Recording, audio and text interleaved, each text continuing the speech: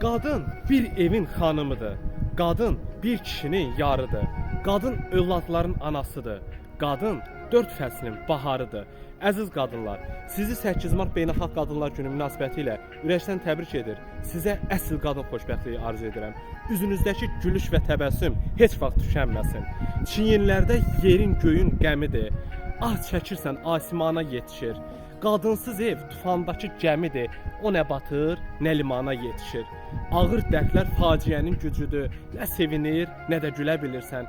Qadınsız ev xəstəxana küncüdür. Nə dirilir, nə də ölə bilirsən.